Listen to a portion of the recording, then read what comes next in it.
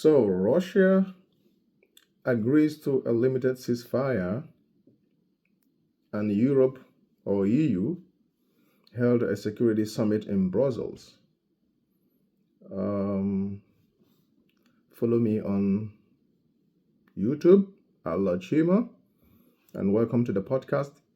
Welcome to the Chima podcast. So we're going to look at what has been going on the past couple of days. We will look at the call between President Trump and President Putin of Russia. And we will also look at the EU summit held in Brussels yesterday, literally. So let's get it started. So EU held a security summit, as some of you might have known. And I'm going to give you a high-level overview of the summit, and then we'll move into what we have today. So the summit, the central theme of the summit is the Rearm Europe plan. And then a white paper was issued also regarding Europe's defense by 2030. And there's also the initiative, they call it the Eastern Shield Initiative, where Europe plans to put some boot on the ground towards the eastern flank. It is instructive to know, however, that Poland does not want to be involved. Poland had always said, since the conflict in Ukraine, that though they support Ukraine, but they do not want to put Polish boots on the ground. But you have Macron and Starmer. They are the proponents of this boot on the ground.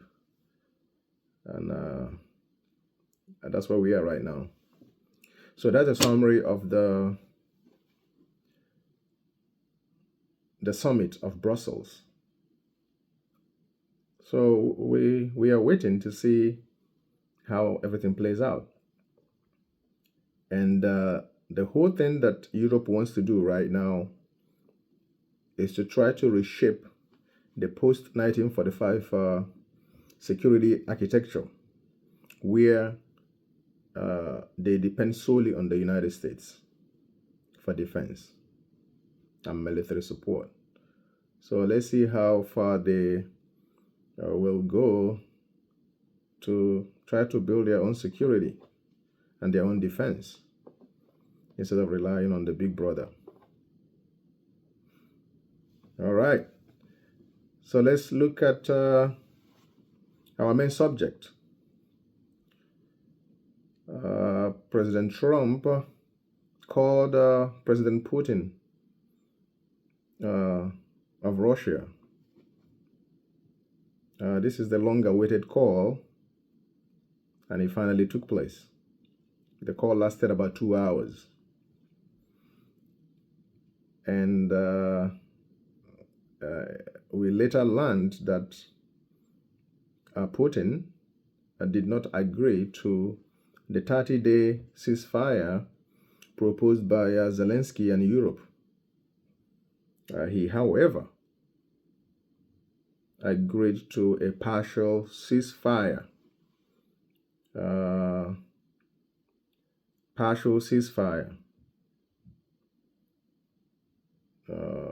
And then with some demands, which is reasonable. So right now we have a partial ceasefire agreement from Putin. Details of this ceasefire agreement will be discussed this Sunday in Riyadh, Saudi Arabia. there is going to be a high-powered technical delegation from Russia, the US, headed to Saudi Arabia to discuss the details, to iron out the nitty-gritties of the partial ceasefire. And then it is at this particular meeting that the details of President Putin's demand will be known. What he demanded as his precondition for a complete ceasefire. We will know that after the meeting on Sunday. So that's where we are. And for the first time since this war began 3 years ago, a war that many, including President Trump, argued that should not have started in the first place. So for the first time, we're having a ceasefire, partial ceasefire at least.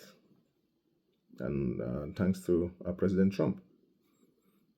Even though he did not get the complete 30-day ceasefire that he was hoping to, but he got a partial ceasefire, and bringing Russia to the table is very critical, is very important. It's very important. So a lot of people are happy with that. Shortly after that call, President Trump went to his Truth Social, of course, and he tweeted about the conversation and about what was discussed. And what was discussed was beyond just the war in Ukraine. Economic cooperation was discussed between Russia and the United States. The restoration of relations, normal relations, was discussed. And the situation you have in West Asia was also discussed. And to top it up, there was some sports. The discussion about the U.S.-Russian hockey team playing in the very near future. So these are all good developments. Very good. So you recall that Trump had stated before that call that Russia had the advantage in this whole situation. And this is what we've been saying. I have been saying this on this platform. If you go back to my earlier podcasts, that Russia had or has the advantage. Even if you listen to Defense Secretary Hegseth, when he went to Europe, he said the same thing, that the reality on the ground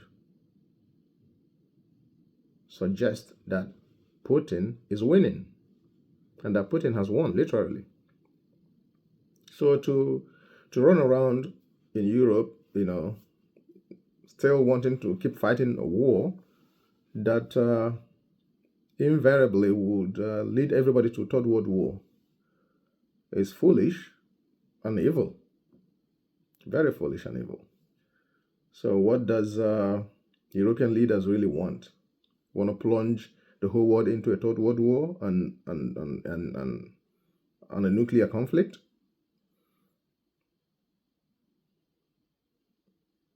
They should be statesmen and seek peace, just like Trump is trying to do. So Trump also referred to the situation in the Kursk region, where Ukrainian soldiers have been encircled. And he said he pleaded with President Putin to spare their lives. That's exactly the word he used. So he said, don't kill them, spare their lives. So that is a very dire situation in the Kursk region, because Ukraine had gone into that place hoping that when the chips are down, like it is right now, they will use that as a bargaining chip also to see if they can rescue some of their territory already occupied by Russia. But with this encirclement, it means that that singular leverage is gone. So Ukraine will solely rely on the goodwill of the United States and also the posturing of Europe. Um, it's more like being in a restaurant, but only on the menu. So you are at the mercy of what is to be ordered and all that. That's the situation we find ourselves. That's the exact situation we find ourselves. So, what is what are the demands of Putin? What does he want? What does Putin want for him to finally agree to a 30-day ceasefire? What does he agree? Well, I mean, what does he want? You know? So far, this is what we know. That Putin agreed to stop any attack on Ukrainian energy infrastructure, at least for 30 days. No attack on Ukraine energy infrastructure. Even though hours after the call, it was reported that Ukraine had attacked some energy infrastructure in Russia. That doesn't sound like a goodwill. But Putin had agreed no attack on Ukrainian energy infrastructure. He also agreed to release some soldiers. The report is about 23 soldiers that are wounded that needed to go home. He agreed to release them. And that deal will be in two parts. The second part will be a swap, a prisoner swap between Russia and Ukraine. It is estimated that about 175 soldiers will be exchanged on both sides. So those are the concessions that Putin has agreed to make, at least so far. So the next question is, what does he want? What does Putin want?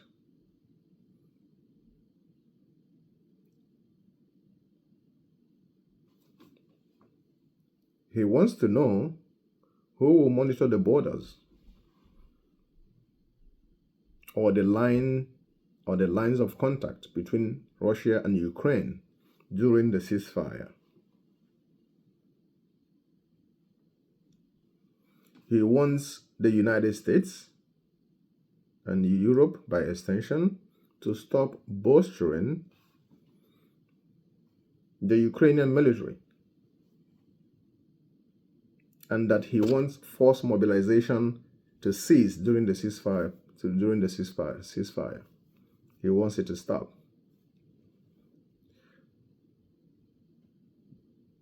He also wants a complete cessation of intelligence by the United States to Ukraine. These are the things he wants to stop during the ceasefire. And if all that happens, then he will commit to a whole 30-day ceasefire or even beyond that. So in my opinion, I think those are legitimate demands. It's a reasonable demand because Putin knows, the US knows, the EU knows that Putin or Russia has won. They know that. It's a difficult situation because right from the outset, the Biden administration and the European leaders wanted a strategic defeat of Russia in Ukraine. But it didn't happen. It hasn't happened. It will not happen. Any attempt to insist on that means you want Third World War and you want a nuclear conflict.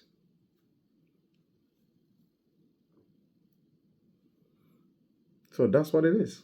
So the reality on the ground is that Putin has the leverage. And in war, whoever has the leverage is the one that detects the tune of the music. So he does not want Ukraine to be rearmed secretly during the ceasefire. And if you look at what Macron and Keir Starmer have been saying in the past day or two, everything they're saying suggests that they intend to rearm Ukraine secretly during this ceasefire. That's why they actually push for the ceasefire, because they never wanted to stop. But because they know also that Ukraine is in their need of a break, they wanted the ceasefire. But Russia is smart to point that out, that during this ceasefire, no military activity, no force mobilization for Ukraine, and also no military intelligence from the US. Then after that, they can move forward with a more concrete peace agreement. So Macron and Keir Starmer should just be very good statesmen. They should support Trump to bring about lasting peace. They should do that. And people in Europe, citizens of Europe, should demand that of their demand this from their leaders. Enough of this war. Millions of people have already died. What is that? What do they really want? They cannot continue to undermine Trump's effort to bring peace and end this war. They cannot. There has to be a way to set up a monitoring force that is agreeable to Russia and which does not sneak in NATO into Ukraine. Because if you have Europe bringing their forces into Ukraine to act as peacekeepers and monitor and stabilization force, as they call it, then you inadvertently, not even inadvertently, you strategically had placed NATO forces in Ukraine, which is what Russia does not want from day one. They want Ukraine neutrality. They don't want them to be NATO members. It's as simple as that. As simple as that. So we're looking forward to what happens on Sunday in Saudi Arabia. We want to see what the technical group will come up with so that we can have a lasting ceasefire and an end to this war. It needs to end, and everybody needs to move on. Trump is committed to this. He campaigned on it, and he's been very aggressive towards achieving it. And this is barely 2 months, less than that, since he became president again. So guys, I want you to go to the comment section. Tell me what you think. If you think peace is possible, that this ceasefire can hold, that they will agree to the demands of Putin, and that Ukraine will not, keep firing missiles into Russia to undermine the ceasefire agreement. Let us know what you think. And then I will come back after the meeting in Saudi Arabia, where we will discuss the outcome of that technical hatching of details.